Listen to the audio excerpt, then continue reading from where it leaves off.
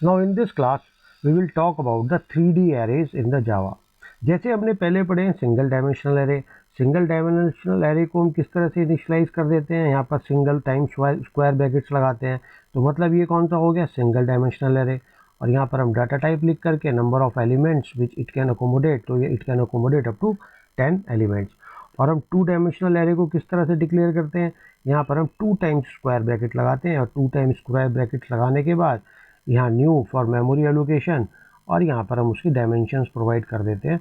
और डायमेंशंस के अंदर हम क्या प्रोवाइड करते हैं, अब ये जो इसके अंदर है आपका ये single dimensional array, it means it can hold up to only 10 elements. उनका इंडेक्स क्या होगा, 0 से 9 तक। अच्छा, इसके अंदर जो 2 डायमेंशनल एरे, इसके अंदर मैंने पढ़ा था कि it is array of arrays, it is array of arrays, मतलब इसके अंदर मल्टीपल एरेज होते हैं। जैसे इसके अंदर तो आपके सिंगल एलिमेंट होगा हर इंडेक्स के ऊपर, लेकिन 2 डायमेंशनल एरे के अंदर हर इंडेक्स के ऊपर एरेज होंगे। जैसे अब इसके अंदर कितने एरेज होंगे, ये तो डिफाइन करता है रोज को, और ये डिफाइन करता है कॉलम्स को।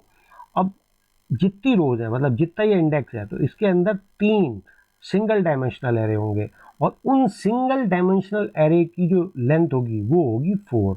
तो इसके अंदर कितने सिंगल डायमेंशनल एरे होंगे, इसके अंदर 3 सिंगल डायमेंशनल एरे होंगे, और इसके हर सिंगल डायमेंशनल एरे की लेंथ क्या होगी, हर सिंगल डायमेंशनल एरे की लेंथ होगी 4। ठीक है, हम इसको अगर टेबुलर फॉर्म में ड्रॉ करें, तो टेबुलर फॉर्म में हम सिंपल इस तरह से इसको ड्रॉ कर देते हैं कि इट विल कंटेन 3 रोज, 3 रोज, ये 3 रोज हो गई, एंड 4 कॉलम्स। 4 कॉलम्स मतलब इस तरह से इसके 4 कॉलम्स हो गए, और जो रोज हैं, रोज के इंडेक्स होंगे 0 1 2, ये रोज के इंडेक्स हो गए, और कॉलम क्योंकि इसके अंदर 4 है, तो एक कॉलम के इंडेक्स हो गए 0 1 2 3।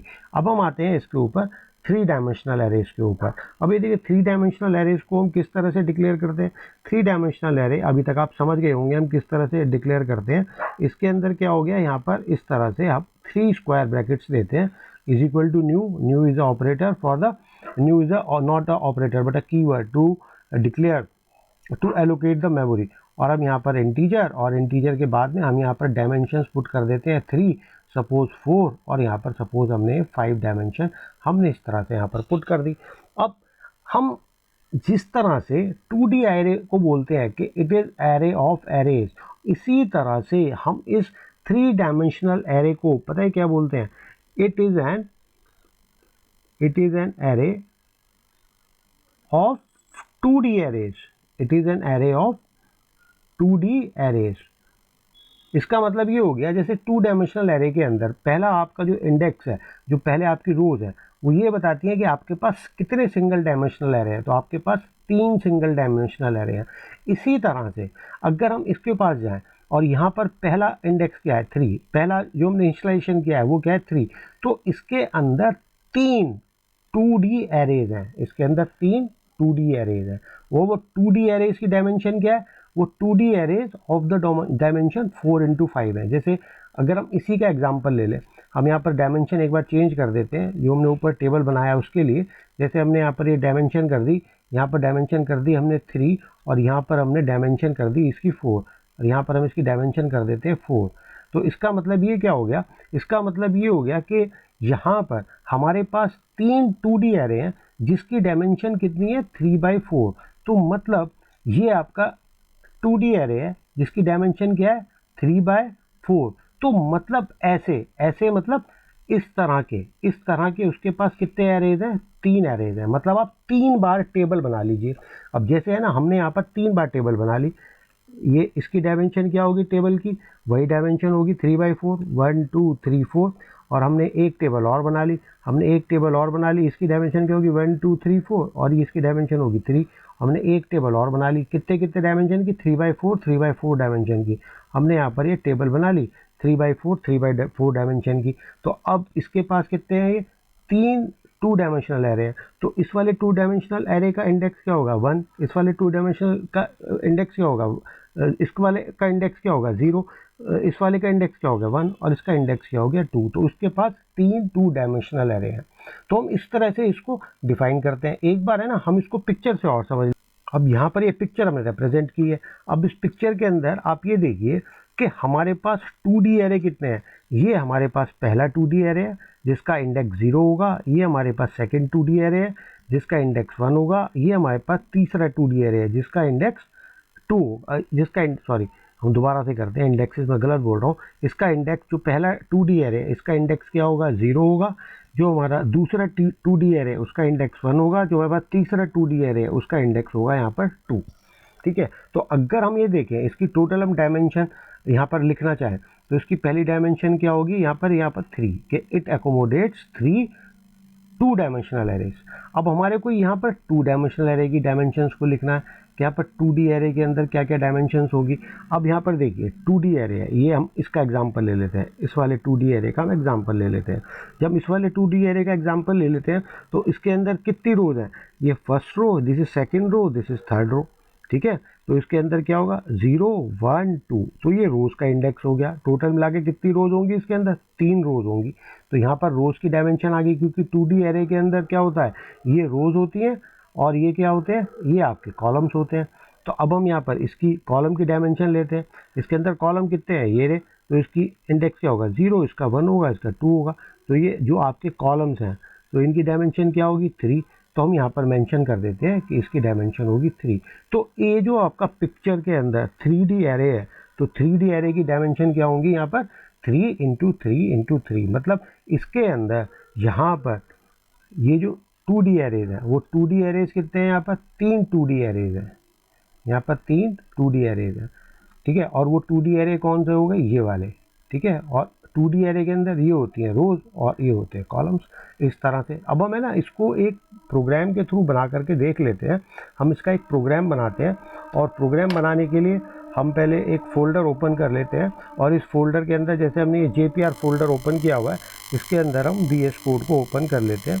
हमने यहाँ पर VS कोड को ये ओपन किया और VS कोड के अंदर हमने एक प्रोग्राम बनाया और इस प्रोग्राम का हमने नाम रखा है यहाँ पर 3D array, 3D array dot जावा। ये आपका हो गया 3D एरे। हमने यहाँ पर एक क्लास बनाई, क्लास, और क्लास का हमने नाम रखा 3D एरे। ये सिंपल उसके अंदर है ना, वैसे ही आपके फॉर लूप्स यूज़ होंगे जैसे हमने पहले 2D एरेज के अंदर यहाँ पर आपको एक्सप्लेन किया था कि उसी तरह के इसके अंदर फॉर लूप्स होंगे। एक बार मैं जल्दी से प्रोग्राम को बना करके आपको उसको एक्सप्लेन कर देता हूँ। अब आपका ये यहाँ पर ये सिंपल सा प्रोग्राम हो गया। इस वाली लाइन के अंदर हमने 3D एरे यहाँ पर डिक्लेयर किया हुआ जिसकी डायमेंशन है 3 4 5। मतलब इसके अंदर 3 2 डायमेंशनल एरे होंगे जिनकी डायमेंशन होगी 4/5। हमने यहाँ पर लूप्स को रन करने के लिए 3 वेरिएबल्स ले लिए, क्योंकि यहाँ 3 लूप्स हमारे को रन करने पड़ेंगे, first loop, second loop and third loop. तो 3 वेरिएबल ले ली IJ के, और इस 3D एरे के अंदर जो हम एलिमेंट्स पुट करेंगे, हमने पहला एलिमेंट लिया 10 और बाद में हम उसकी वैल्यू को इंक्रीमेंट करते रहेंगे। मतलब पहला एलिमेंट होगा 100, उसके बाद 101, 102, 103 एंड सो ऑन, जो हम इस लाइन के अंदर कर रहे हैं।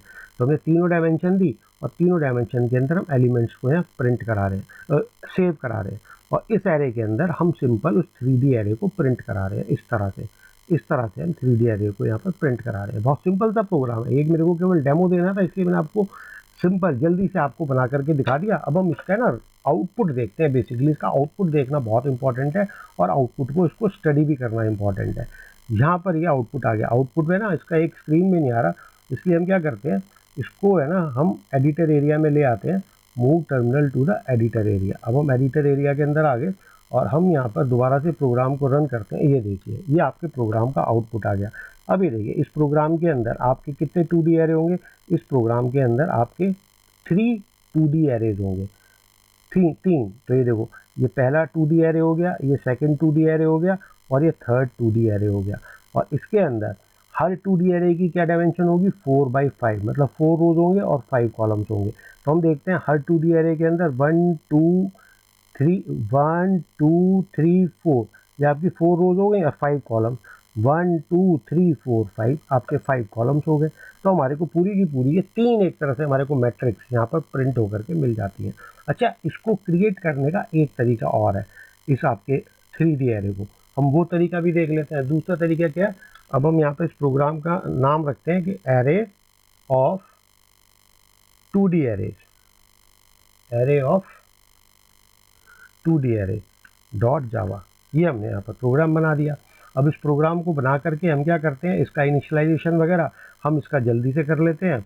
जल्दी से करने के लिए मैं इसका कोड अब यहाँ पर है ना, हमने इस प्रोग्राम के अंदर लिया, ये तो आपका मेन फंक्शन हो गया।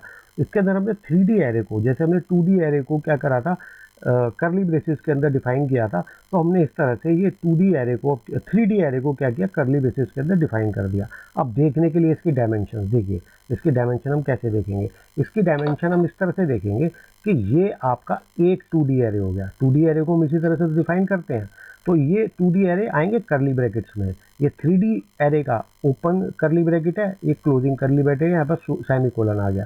तो यहाँ पर ये पहला 2D एरे है और ये आपका दूसरा 2D एरे है, तो इसके अंदर दो 2D एरे हैं, ठीक है। और अब ये क्योंकि आपका 2D एरे है, तो इस 2D एरे के अंदर कितने 1D एरे हैं, इस 2D एरे के अंदर दो 2D एरे हैं।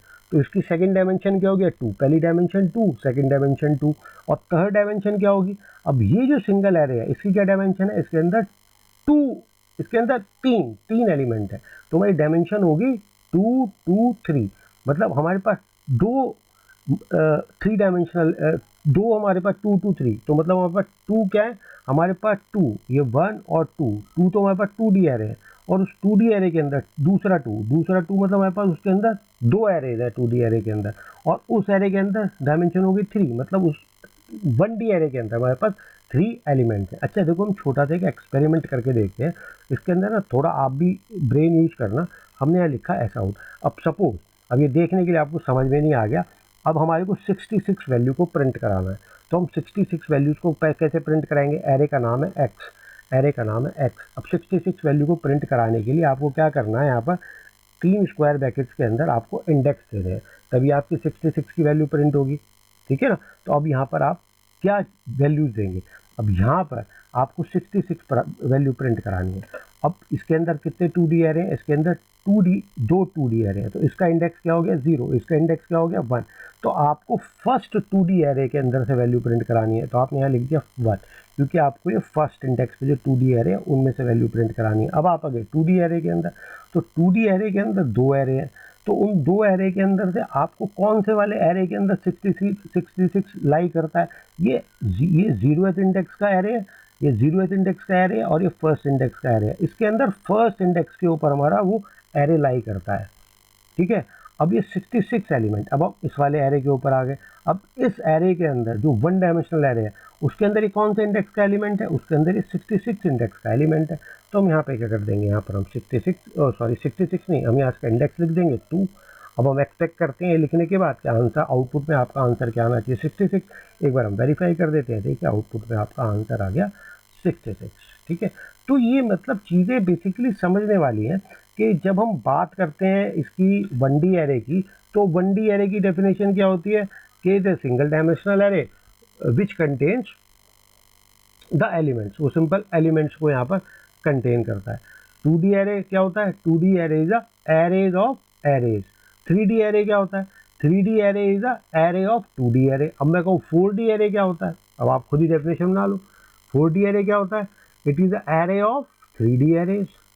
अब मैं कहूँगा 5D एरेज क्या होता है, 5D एरेज क्या होते हैं, 5D array is a array of 4D arrays. 6D array क्या होता है, 6D array is a array of 5D arrays. तो सिंपल आपके एरे की डेफिनेशन रिकर्सिव होती है। जैसे फैक्टोरियल होता है ना, कि भाई 5 का फैक्टोरियल क्या होता है, 5 का फैक्टोरियल होता है आपका 5 × 4 का फैक्टोरियल, इस तरह से। मतलब if a term is defined in terms of itself then it is known as recursion। अगर हम किसी चीज को उसी की परिभाषा में परिभाषित करें तो वो रिकर्शन कहलाता है। अब तो हम 6D एरे को एक एरे की फॉर्म में ही उसको डिफाइन कर रहे हैं कि 6D एरे क्या होता है, it is array of 5D arrays. तो एक तरह से ये डेफिनेशन आपके एरे सारे रिकर्सिव डेफिनेशन होती है, ठीक है। तो आप इस डेफिनेशन को अच्छी तरह देख लीजिए, बिल्कुल सिंपल चीज़ें हैं, इसके अंदर ज़्यादा दिमाग लगाने की ज़रूरत नहीं है, आपका लॉजिक क्लियर होना चाहिए, ठीक है। अब ये तो हमारा एरेज का टॉपिक खत्म हो गया। हमने 1D एरे पढ़ लिए, हमने 2D एरे पढ़ लिए, हमने 3D एरे पढ़ लिए। अब नेक्स्ट क्लास के अंदर हम पढ़ने वाले हैं, हम नेक्स्ट क्लास के अंदर पढ़ेंगे आपका, ये आपका 1D 2D 3D लूप्स पढ़ लेंगे हम। चलो वाइल लूप पढ़ेंगे। वाइल लूप में दो फ्लेवर आते हैं, एक तो आपका आता है सिंपल वाइल लूप, एक आपका आता है डू वाइल लूप। तो हमारे जितने भी जावा के लैंग्वेज के सिंटैक्स है ना, हम धीरे धीरे सब कवर कर लेंगे। उसके बाद हम क्लास वाली प्रोग्रामिंग के अंदर जाएंगे जो हमारी मेन प्रोग्रामिंग है, ठीक है, क्योंकि ऑब्जेक्ट ओरिएंटेड प्रोग्रामिंग है तो हमारे को ऑब्जेक्ट ओरिएंटेड प्रोग्रामिंग तो करनी पड़ेगी, ठीक है। तो मेरे ख्याल में अब आपको ये एरेज का कंसेप्ट क्लियर हो गया होगा। 1D 2D 3D 4D 5D 6D कोई भी आपको एरे की डेफिनेशन पूछे, आप डेफिनेशन को अच्छी तरह से डिफाइन कर सकते हैं। अब मिलते हैं नेक्स्ट वीडियो के अंदर।